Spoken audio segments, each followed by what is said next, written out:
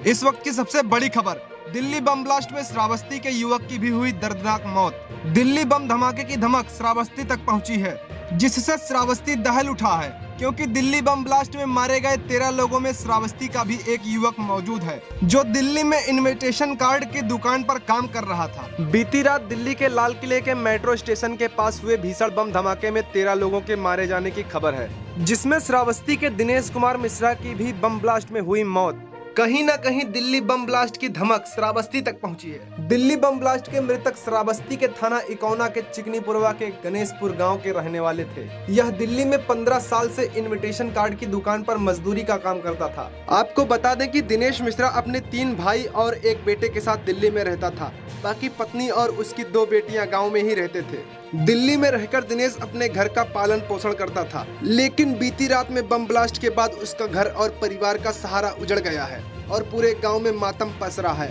वही दिनेश मिश्रा की पत्नी रीना ने बताया कि 10 से 12 सालों से दिल्ली में काम कर रहे थे और उसके परिवार का सिर्फ वही सहारा थे।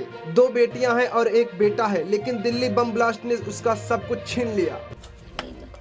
ये घटना जब हुई है आपको कैसे पता चला? टीवी में देखे तो वही पता चला। कितने बेटे हैं आपके और बेटी कितनी है? 2 बेटी 1 बेटा। और क्या सहारा है? क्या कितने सालों से वो वहाँ रह रहे थे दिल्ली में? 10-12 साल से रहा था। दिनेश के पिता भूरे कहते हैं कि जब उन्होंने टीवी में देखा कि दिल्ली मेट्रो स्टेशन के पास हुए बम धमाका हुआ, तो उन्होंने अपने बड़े बेटे के पास फोन मिलाया और सब बेटों की जानकारी ली, जिस पर दिनेश का फोन नहीं मिला। काफी तलाश के बाद पता चला है दिनेश की भी दिल्ली बम ब्लास्ट ने उसकी जिंदगी छीन ली है। क्या नाम है आपका? जी भूरे नाम। दिल्ली में कल एक घटना होती है जिसमें बम ब्लास्ट होता है, पता चला है उसमें आपका पुत्र जी भी मृत्यु हुआ है। जी, क्या है पूरा मामला, कैसे क्या था? वही बम विस्फोट में हमारा गया है। कैसे आपको पता चला? हम 8 बजे टीवी जब देखें तो जो वहाँ क्वार्टर लिहा रहा लड़का, तो हम बड़े लड़के के पास फ़ोन किन के उठे अगल बगल राहत हैं, बगल में देखो कोई खतरा तो नहीं भा, तो सब पता लगावे लगे। जब तो ओके मोबाइल स्विच ऑफ ठहरी फेरे लगे, फिर पता लगा कि वही बम विस्फोट में हमारे हैं। कई लड़के आपके वहाँ? 3 लड़के।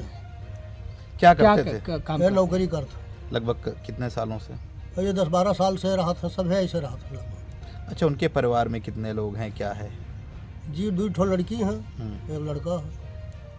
बताया जा रहा है कि जो मृतक हैं उनका भी एक लड़का साथ में वहाँ दिल्ली में रहता था। हाँ, वो पढ़त रहा साहब जी। अभी जल्दी स्कूल में नाम लिखवाई नहीं, 2 महीना में। कितने साल का लड़का है? 8-9 साल का।